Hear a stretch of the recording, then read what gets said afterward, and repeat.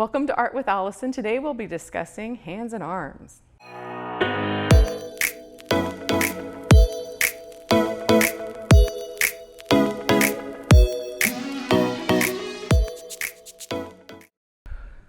First thing we want to think about, the basic sort of forms,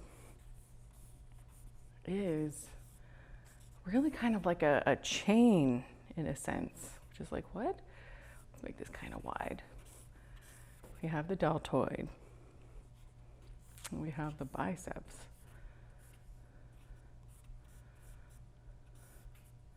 And then we have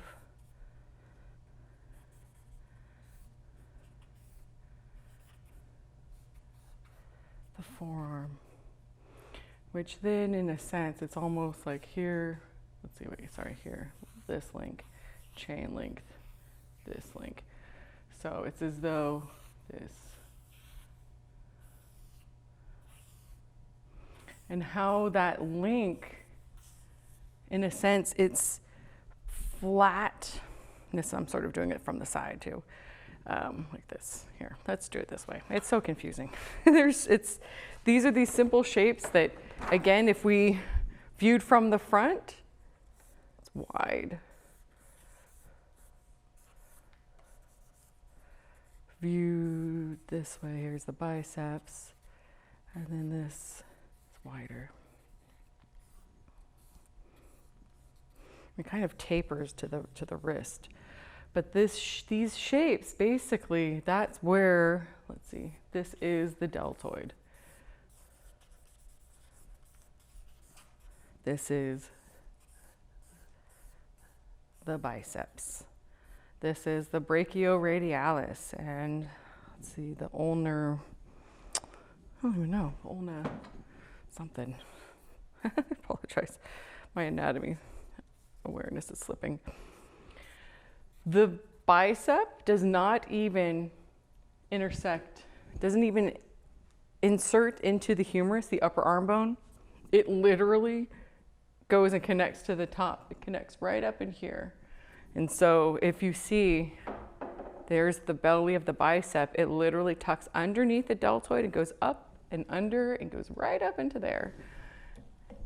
The deltoid is sort of this, like, sits on top, this teardrop shape. That then here's the bicep.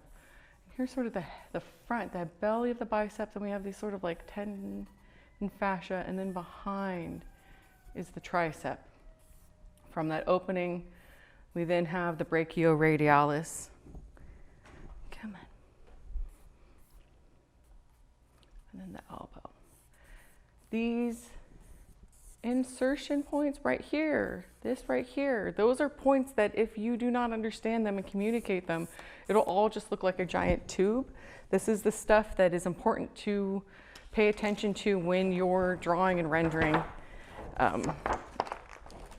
Even with someone who's not, that's softer, you still have to be able to see the underlying anatomy.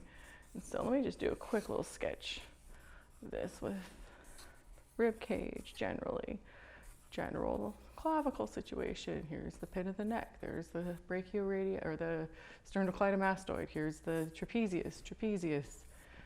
We've got the shoulder joint. Here's the elbow. You can even theoretically, it's like here, drawing in the wrist. And it's kind of in foreshortened, but we'll pull it right there. Again, let's do high, it's pretty high up there. High, she's really cranking it. Then this, it's kind of forward. Here's the elbow to that hand. At first it's just like, what? It's a jumble of what? But these are construction notes. This is stuff that it's underlying. It's giving me and keeping me in alignment so that when I do put in my final stuff, I know what I'm looking at. There's these subtle moments that if you don't know what you're looking at, you're not gonna see. Here's her deltoid. This is her pectoral muscles and the biceps literally tucking underneath. This is the deltoid. It's subtle, but it's there. There's this moment right there. That's the sort of the armpit, as in the bicep is connecting. We have the deltoid coming over, and it's small, but you can see there's a sort of loop, and it drops, and then here's almost we're seeing the backside of the tricep right here. And this is the bicep. So there's stuff that even with someone who has a softer form, you're still going to see the anatomy. You're still going to see bone. You're still going to see flesh in that way. And that's the important stuff, is being able to imagine through. So actually, let me pull up. I think I need to get my other pad of paper. I apologize. This one's too stiff. I need the softer guy. This guy's the good one.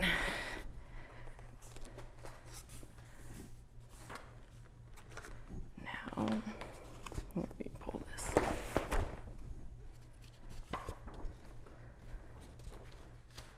Let's see. Feet.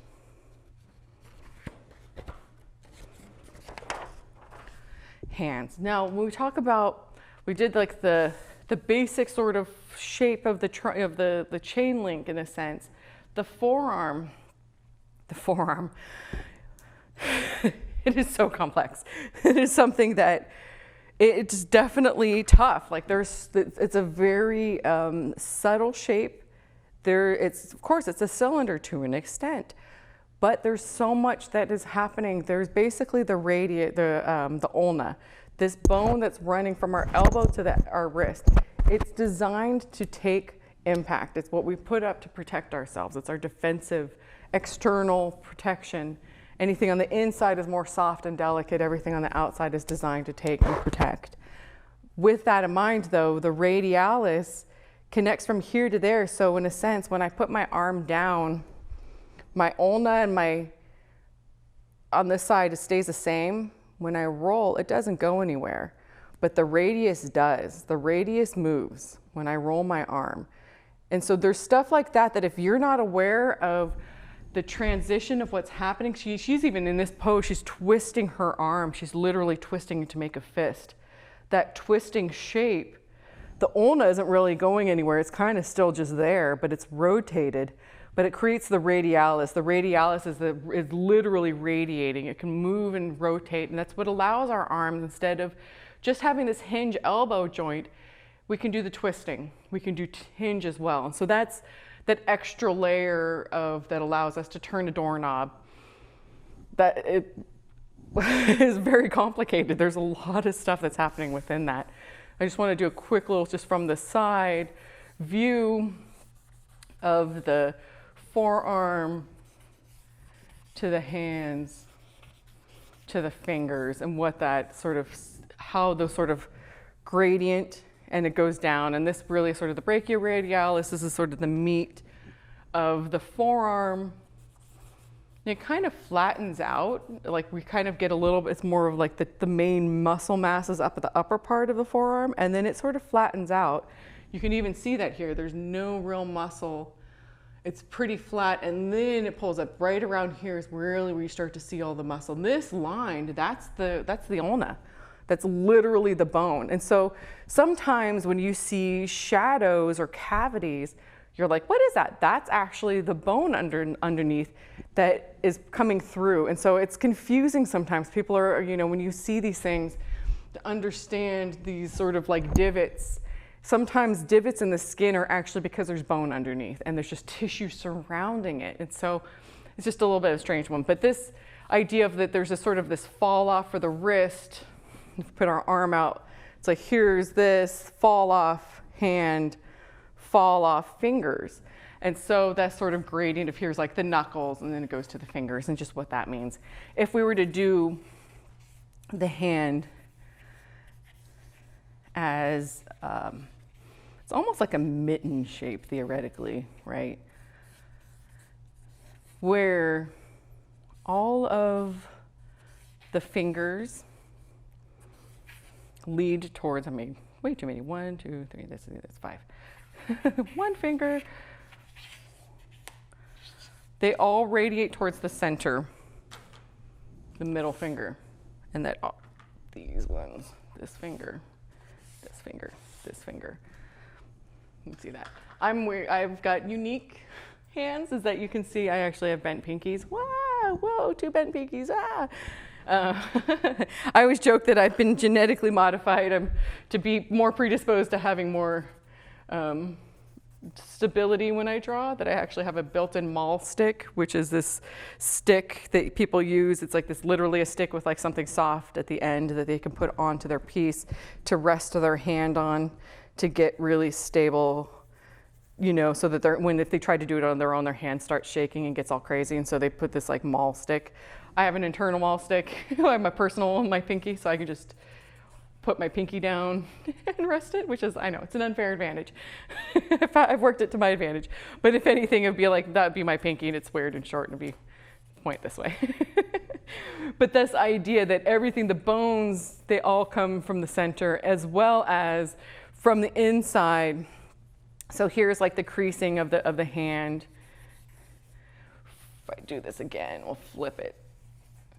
Kind of intersecting, but it's okay.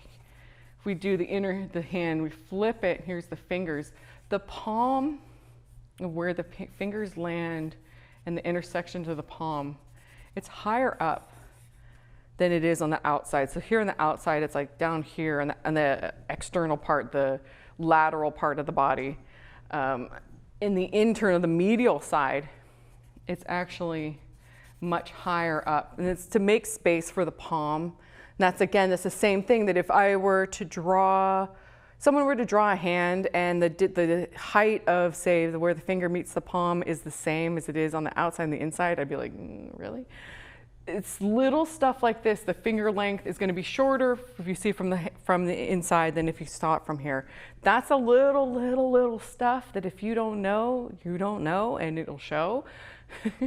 The thumb as well, if you want to do rendering, especially with gestures and stuff, imagine like a mittens, you know, clump the fingers into one sort of pod and then have the thumb as sort of its separate sort of entity.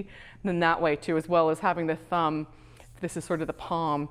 The thumb kind of breaks out and has its own experience. So it literally, it's as though the palm has its own, and then there's this extra like bloop. And that's the sort of the belly of the thumb, which really is being able to pinch. Our pinky and our thumbs together, I believe, is what makes us human. The ability to be able to do that and the dexterity of that to where we can like pick up small objects and stuff. I think there's only like a couple monkeys that are really capable of doing the level of like dexterity of being able to do stuff like that. But this is a really big deal. Just being able, and then communicating that when we come into hands as well. So I'll have to go a little bit more in form in a minute, but I know hands are a challenge. Each finger you almost have to view as like its own person. You're just like, what does that even mean? They're so communicative. Each, like how to draw fingers, like they communicate tension, they communicate relaxation, gentleness, softness. There's the whole classical placement of the fingers where the middle finger and the ring finger fused into one, and then the single, you know, index finger and the pinky are sort of on their own. And so there's this very classical, you see the like ladies holding their hands out in the very delicate sort of situation. That's very like ballet dancer thing as well. There's how they hold their hands, even like, you know, in like traditional Indian dancing and whatnot, just how you, even like flamenco and stuff, the turning of the wrists and the hands, that's all telling a story. And that's tough. That's why a lot of people famously, when they draw people, they put their hands in the pockets. They put them like behind their hips. They're like, oh, I'm touching my hair. Because it's so tough. If we can kind of see the basic shapes. So one thing too you want to think about is that fingers are actually spheres, or like rectangular spheres, and not cylinders. I think that's the biggest problem that people come across, is that they think that it's a cylinder and therefore it becomes like sausage hands. And that's where everyone's like, oh man, I've got sausage hands. Forget it. I'm just going to put them in the pocket. And if you can think about it, also the fingers themselves being this cube, this sort of has flat surfaces to it that I'm going to use my own hand. There's this side of the finger. There's the top side. It's like scandalous, she's coloring her own hands. There's the bottom. This is the part that kind of blew me away too. It was like, what? And then there's the inner surface, this flat, because as the fingers intersect, There's flatness there. So if you look at it then, when I make a fist or describing something, it makes it a little bit more easier to see the regions, right? Suddenly it's like, oh, I'm seeing some of the side of the finger, I'm seeing some of the top, I'm seeing, and it becomes a little bit less scary, right? Because now we're seeing just simple geometric shapes. If you can return back to its basic form, you're going to be staying in a place that's just gonna be a little bit more friendly. You're just not gonna get lost, I guess, in the sense. I'm gonna clean my hand because I will cover myself in pastels best. Of course, it's stained. But I'm going to try to draw her just with that in mind. Let's try to think about these sort of color regions, and like, this is the only way that I've come up to be able to try to communicate this, because this is really like, when it comes to drawing, I mean, at the end of the day, I'm not teaching you how to draw, I'm teaching you how to see. I'm showing you, look, do you see the things? This is how this relates to that. How you interpret it, that's up to you. You can make it out of Cheerios, you can make it out of shoelaces. Like, I don't care. That's up to you. That's what makes it awesome. All I care about is you understanding what you're seeing so that you can communicate to the best of your ability what you want to say. So I'm going to just do a quick just interpretation. We kind of touched on, you know, our deltoid. We've got our biceps. Even got a bit of a tricep in the back there. And I'll color in all of these things. I'm just kind of giving myself notes at the moment. I'm going to just do this upper, or actually I'll do both because it's good to see where each one is as they relate, breaking out the sort of separate segments. And if you can see too, again, I'm still thinking about the hand as like a mitten scenario. Like, so with that in mind, it's literally like the fingers are all one, but I'm looking at them as the joints and the segments within those things. And then let's see, I'm gonna finish up the arm. She's grabbing her arm. So I'm gonna pull that. Let's do this. We've got a bit of foreshortening. This is the elbow. The ulna is coming through. She's rotating her hand. We've got this hand right here. Simple shapes. Got squeeze. Now we got this finger. We got the knuckle. That. And then the thumb. Someone walked in and be like, what is that? It makes no sense. That's okay. It shouldn't. It should be pretty gestural at this point. I just want us to see and understand the stuff that if you can see from a photo or from, you know, reference, what is happening, and if I can describe it to you, then you'll be able to understand and see it yourself. So let's kind of get going. I'm going to do, let's see the deltoid. Deltoid. Biceps.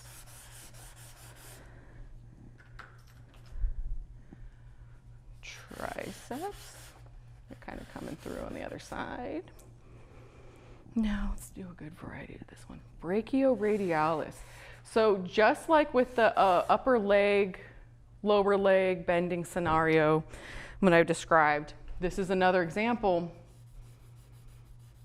The upper or the lower arm, the forearm, when you bend it, it's always going to go over the bicep.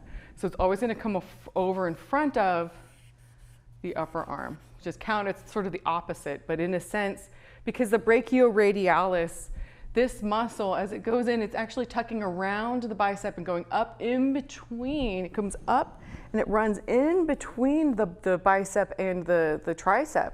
So with that, when I bend, it literally is sitting on top of the bicep. And so these are these little crease marks, these little T intersections. If you put it flipped, your brain's going to be like, what's wrong with her arm?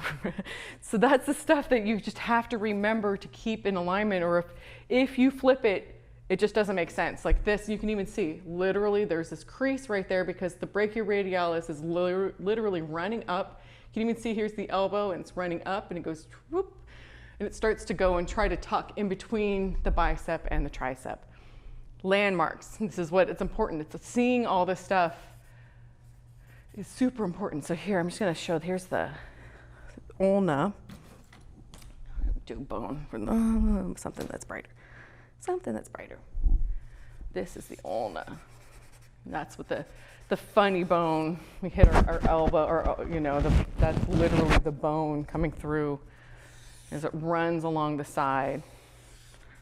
sits right there and it hits in our wrist. That same ulna, where is it? And then it goes, tucks to the side that way. There's that. Okay, now biceps. So here we go, radialis. You can kind of see it a little bit here. She's kind of covering with her hand. That's okay. But just as an idea, you know, we want to remember, it's like I'm trying to fill in each little space. So as I'm going down, you can kind of see the different ones. Now I'm doing deltoid. Here's the deltoid. Now let's see, we got biceps. That's that. And the tricep. Now let's see. I need a different color for, really? Thanks. Okay. Green, let's do this here. So there you can see here's the brachioradialis, and there's a little bit more of it. This is the ulnar muscle. I can't remember the name of it. I know it comes from the ulna. That's that under the belly. You can see it below. It's the lower part of the arm. It's this part, that fleshy part of the arm. And what's crazy too is, so as I move my hand, like we point the fingers, the pinkies touch. The middle fingers, do you see how they're moving my upper arm? We are our own models. We can be our own guide. Look at our own, study our own bodies. Use your own body as understanding and reference. Draw from yourself, study yourself. So as I move, I can see different things being activated. When I move my middle fingers, it literally is being moved by the upper arm. Those are the stuff that you understand the connectedness of it, and that if you can study it from yourself, when you see someone else and they're doing these motions, when you get into that pose, like if I get into that pose, like how does that feel? Where is there tension? What is happening? How is things activating? You can feel this. There's a twisting that's happening on this side. So that's the stuff that when I talk about empathy in the sense of being your own model. When you get into the pose or do the things, you're going to inherently be like, oh, it's compression there. There's stretching there. It just makes a little bit more sense. I'm going to show you the top of the hand. Here's the top of the hand. Kind of don't need that one there. Let's do the fingers. Let's do the top of the fingers. I'm just trying to think of color-wise how I can separate them out. She's making a fist and sort of in both of them, so obviously it's like, here's the top. Here's the top, kind of. Here's the top of the thumb as it kind of like goes there. I know it's like, it's very subtle, but it's stuff that if you see now that there's like, here's the side of her finger, just like what? Here's the side. So then we can start actually seeing some of the side of the other fingers as they're kind of gripping and as it's sort of going away. This is the type of stuff that's subtle, but if you can see the transition, you're going to be able to communicate a little bit better. I'm going to add some black so I can really like show what I'm talking about. Separate out the fingers. Here's that finger. There's this finger. There's the knuckles. And then also this sort of like the knuckle to the finger, there's almost like that Y that happens. You know, and it really, even for the top of the hand, as we go to the top of the hand, and the fingers intersect, there's like this like, bloop, bloop, and it kind of leads away from the middle finger. It's kind of trippy. But these are these little like, again, insertion points, line intersections. Sorry if I've got charcoal all over my face. I just want to show you how, you know, you can approach drawing hands. Sometimes too, especially hands, is tough. Too much information is too much. You want to be just enough, right? Like it's this fine balance of rendering enough information without telling the whole story, without it becoming too heavy. Sometimes when people are like, I'm trying to get the thing and it's like I'm struggling with it, that they almost get too heavy-handed with it and they describe too much. There's too much detail. And so it's this fine balance of knowing what to add and what to subtract. And that takes time. That's going to take experience and just practice of knowing, you know, what am I trying to say? What is this form that I'm communicating? And how much can I get away with without having to tell the whole story? what does that even mean? You know, I think, I see some people that do drawings from like photographs, and every pore is rendered, every nuance, it's just, and it just almost becomes labored. There's a level of, it's painful because there's no life to it. It's just, I don't know. It's too intense, too precious. So I'm trying to see, this charcoal is way too heavy. I'm like struggling with it.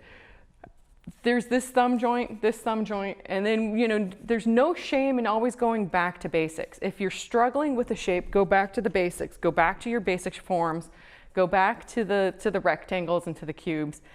Because that's always going to help you find where you need to go. Like by me doing that, I was like, okay, here's the thumb. All right, cool. And like it can, you know, give yourself a little bit of guidance. It just gives you, so that you can add the details in, but without that underlying shape, it's just not going to make sense. It's going to be too soupy. And again, we start to fall into this sort of sausage hands idea that we do not want sausage hands. Because they're not. Even any person, even, you know, body fat percentage or whatever, musculature, there's, the hands do not have muscle. We're just like, what? The fingers don't have muscle. That's like confusing at first, but you can even see, yeah, on this one, you can even see there's muscles pulling on the upper part of the hand in here, in the palm, the flesh of the palm, but the fingers, there's no muscle. It's just literally tendon and bone and body fat.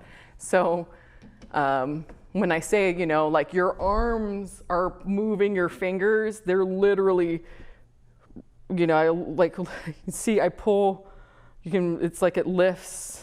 It's crazy, but there's a connection in there that will lift our fingers. And so that's abductors and adductors in our hands that can allow ourselves to pull our hands, pull them close, twist and all that stuff. And so a lot of the things, it's not even in our fingers or our hands that are doing it, it's also our forearm. Everything is interconnected. This machine is all, there's no isolated system in a sense. It's all one piece. They're just, everyone's kind of working together as a unit.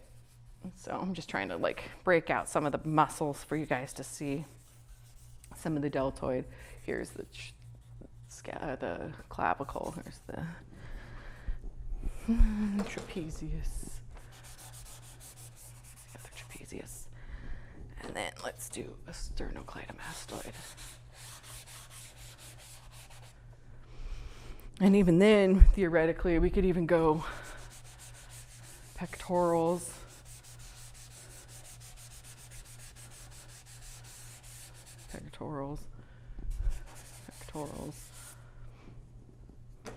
So there's the hands. Very, very simple, but at the same time, super, super, super confusing and complex at times too. That's sort of a classical pose too. Maybe I can squeeze in the other one, we'll see. It's definitely sort of that soft, and even she's sort of doing the like classical with the upper hand. It's very much the sort of classical hand pose that you'll see in all kinds of old master paintings and sculpture. It's just sort of a thing that makes it appear the hand more delicate, whatever that means. So I'm just gonna kind of take some of the light out, taking some of this out, that. Also seeing it initially, as you saw even when I'm sketching it, just like think of it as like a glove or as a mitten first, really basic. And then we can come back in and we'll add in our details. But I want to think about this stuff as a basic forms first. Here, you know what, let me add the other hand just for fun.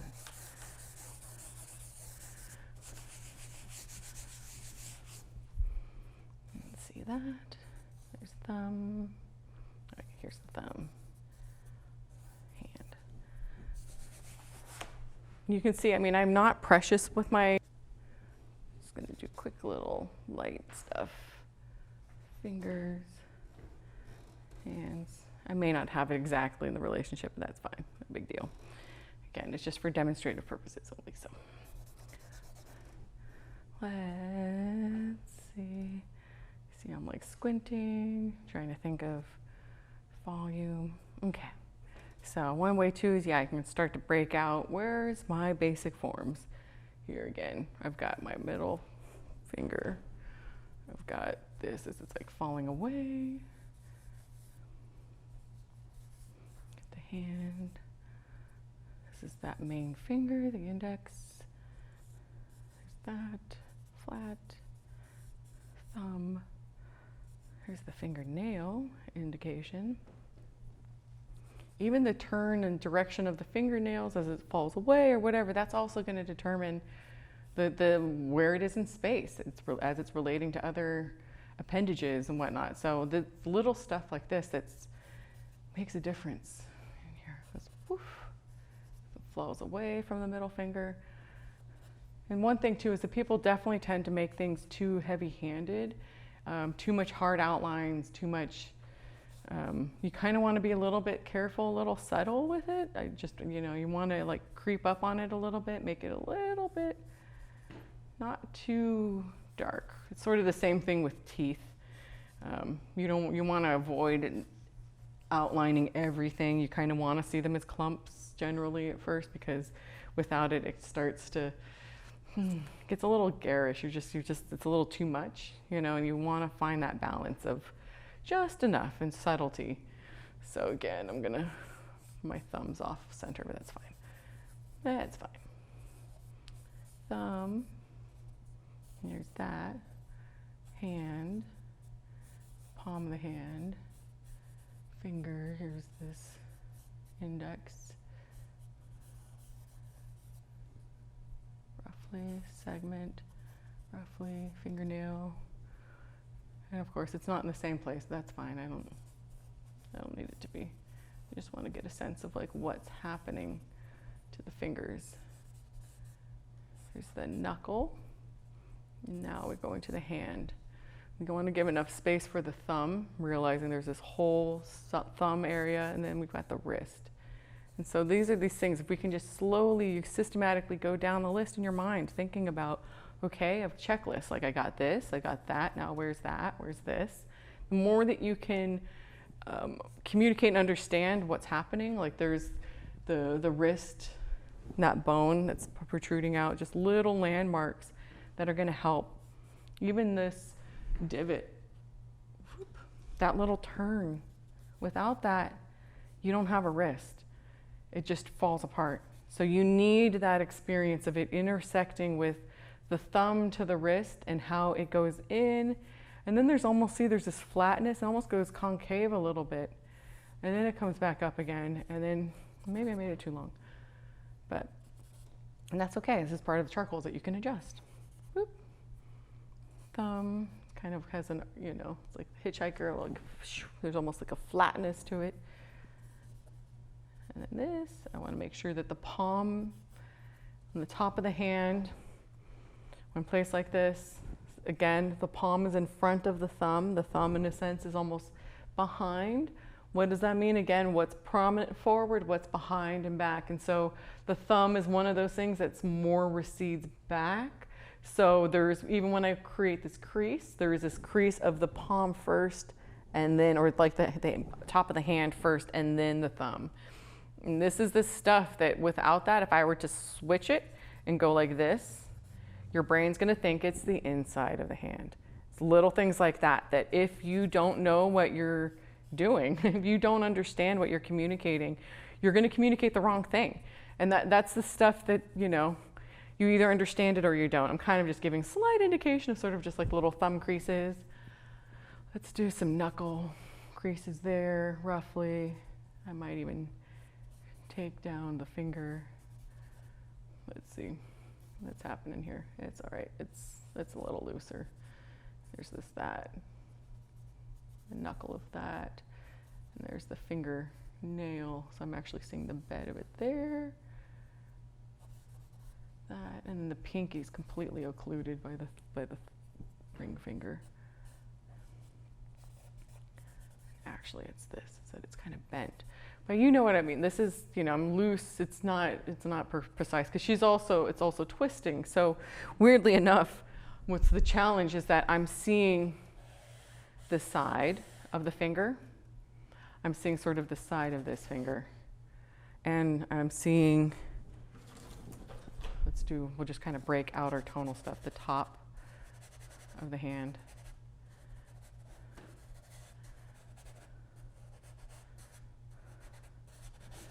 the top. And weirdly enough, you can even kind of see a little bit of the side. Let's see, we got that side. A little bit of this side here. And here, the internal part. Here's the top of the thumb. It's confusing, but if you can start to see these regions and seeing that the fingers are not cylinders, that's it just makes it a little bit easier. You're starting to then, now you're thinking about geometric shapes in space and no longer thinking, how do I draw a thumb? We can think about like, or, you know, finger, it's like this is a cylinder, this is a cube, or it's, what does that look like in space? What does that mean? As opposed to a finger, because I think when we start to think fingers, it was just, our brains start to take over and it starts telling a story that may not be really what we're seeing. And so it's that fine balance. We definitely want to be able to understand.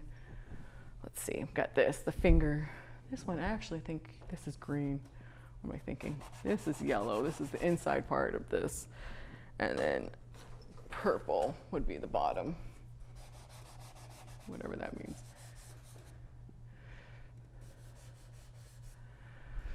So I know it's like, why are there all these colors?